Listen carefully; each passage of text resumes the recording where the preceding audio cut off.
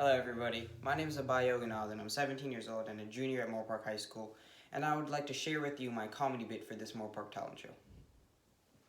So I remember a few years ago, it was super hot here in California. I don't know, something about a Roberts fire or something, I don't really know, I wasn't paying attention. And when I say it was hot, I'm talking like 100 degrees every single day. You know what, like in the cartoons or even in real life, when you look at the exhaust of a car and you could see the waves because of how hot it was? Everything was waves. I'm talking surfers and sea lions everywhere. You know, I can't stand the heat. I don't know how some people do it, you know. My mom, she would bribe me on hot days. She'd come into my room and be like, Abhay, are you feeling okay today? You're looking a little warm. Your cheeks are red. How about you clean your room? I'll see what I can do about it. I'm going, do I have a choice? Let me go make my bed. My dad, he grew up in Sri Lanka, super hot there every single day. You know, he would always tell me, Abhay, when I was your age, I'd have to walk to school, stay there for 6 hours, play sports, and walk back home with 1 bottle of water. I'm going, Dad, you are homeschooled. Have you ever noticed that people will do anything to cool off? You know, kids will clean their rooms, students will do their homework, adults will pay their taxes if they know they'll be able to cool off. Thankfully, though, I remember in that summer, my best friend lived next door, and they had this huge orange tree in his backyard that I always go to for orange juice. So one day I told my dad, hey Dad, I'm gonna go over to Jaden's house, maybe get some juice. I'll be back in a few hours. He's crying because my mom's making him do his taxes. Do you want dinner tonight or not? Yes, honey. What's the last 4 digits of your credit card number?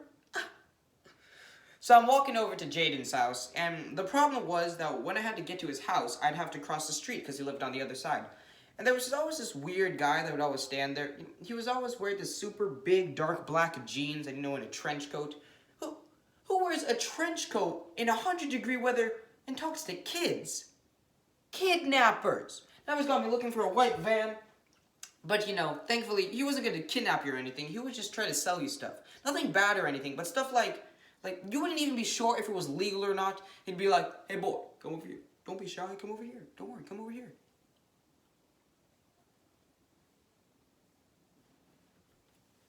Can I interest you in some leg oil? Best leg oil in the market, make your legs real strong. Now he's got me thinking, there's a market for leg oil?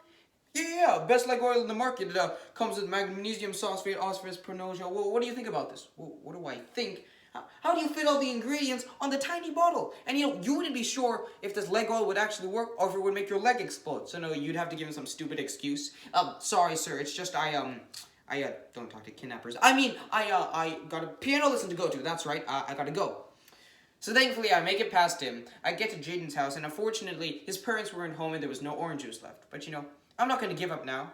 I just survived a kidnapper and 100-degree weather. I'm going to get my orange juice. So I told Jaden, I have a plan. You put your foot on my hand, I'll hoist you up, and you can grab the oranges from the tree. Now, ladies and gentlemen, let me stop you there for a sec. If your son ever says they're going to hoist their friend up, stop them right there, it's going to be a bad thing. Jaden goes on my foot, Jaden puts his foot on my hand, I hoist him up, and I toss him over his fence. He flew like a flying squirrel over his fence on the other side. He sprained his leg, now he's crying on the outside. Man, why'd you do that? You missed the tree. So finally, Jaden limps back over to me. He goes, that's enough. It's my turn. I have a BB gun in my room. We'll take the BB gun, shoot the oranges, drink the juice as it falls. Foolproof plan. Now, I know, ladies and gentlemen, that seems super unsafe, but let me say it this way. As a kid, if I know that I get to shoot a BB gun, the idea is amazing. So we go to the room, we get the ladder, get the BB gun, and go back outside. Now, let's pause that there for a sec, ladies and gentlemen. We get the ladder to get something high up. It didn't even cross our mind.